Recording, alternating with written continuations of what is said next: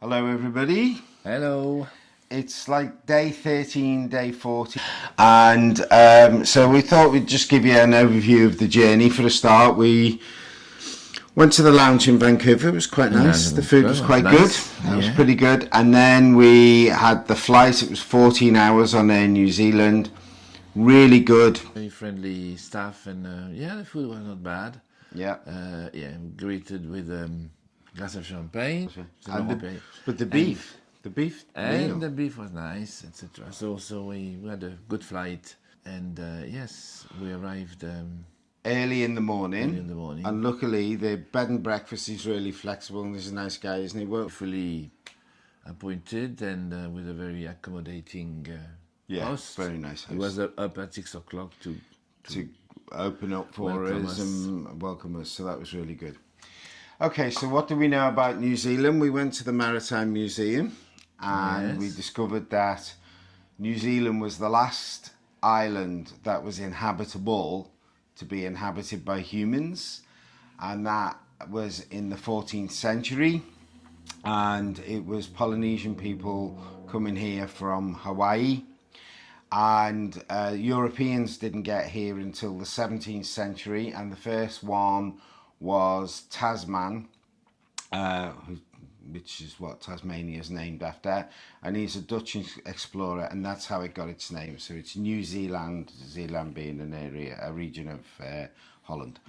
So, but 100 years later, both France and Britain, by coincidence and not knowing each other had done it, launched an expedition. This is in the 18th century. And they both arrived at the island at exactly the same time. So the French explorer was a guy called Jean-Francois Marie de Surville, and the British one was James Cook, and they actually crossed paths about 40 kilometres from each other. The French expedition ended a bit badly with conflict between the Maoris and the French, and it culminated in the ransacking of a Maori village and the death of a revered tribal leader. Jean-Francois then left the islands, and he never returned and never claimed New Zealand for France. Cook did also have conflict with the Maoris, but he had a Tahitian navigator on his ship, and they found that he could still communicate with the tribal leaders because the language had a lot of commonality, and that eventually led to Cook mapping the islands and coming back and claiming them for the British Crown. So New Zealand could have been Dutch, French or British. It just so happened that the mapping of the islands A Frenchman called Dumont d'Urville finished to map the mapping after process, Cook after Cook did it, yeah. So in fact there was a bit of a collaboration, rivalry and collaboration. But exactly.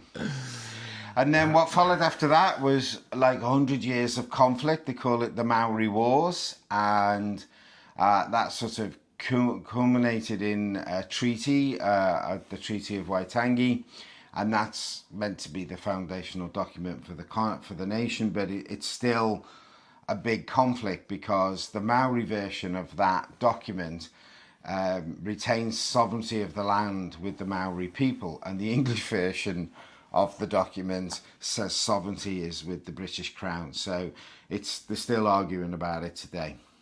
Anyway, enough about the history. That's for Jenny, that's my Alan Wicker moment. She says, who do I think I am, Alan Wicker? We went round the harbour, and as I said, we went into the Maritime Museum. It's very strong on this Polynesian culture. It's good. Ernie would like it. It's very Moana. A lot of boats. Yeah, a lot of boats. And then we had lunch at a fantastic place called Hello Beasties. The food was absolutely fantastic. Really good food. They were presented and absolutely tasty and fantastic. Yeah. We met a couple of guys from LA and decided to go on a wine tasting trip with them to the island. Waiheke. A 40-minute ferry ride from Auckland. absolutely gorgeous. It's like a tropical paradise, incredible beaches. So we're here at Waiheke Island, and we're at what's the name of the place? Onetangi Beach. It's absolutely beautiful. It's got a little bit. Let me turn the camera around so you can see. It's got a little bit Corsica vibes, but I think it's nicer. It's very, very green. And if you have a look around, there's loads of like beachside restaurants, and I'm going to show you the beach now. It's incredible. It's absolutely beautiful. The weather is fantastic. It's summer. It's summer, yeah. Not too hot. And everything is nice and well manicured. Oh yeah, beautiful. Lovely properties. Loads of vineyards. Beachside restaurants, Golf course and everything. Yeah, so, absolutely. It was like paradise. And we did a bit of wine tasting there. I mean, we've had a good 2 days. I really, really like New Zealand. I'm taken aback by how much I like it. It's definitely in the top 3 places I've ever been. Public transport here is amazing. Yeah, really, well really good. The bus The bus network, service is fantastic.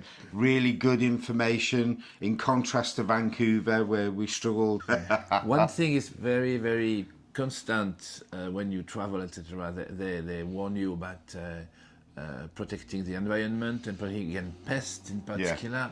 When you get off the ferry, you got a big brush to brush your shoes and a spray, etc., to make sure you're not bringing any pests Argentine ant. Please make sure you haven't got any rats in your bags. Mouse in your bags, etc. So yes, it's very, very, very.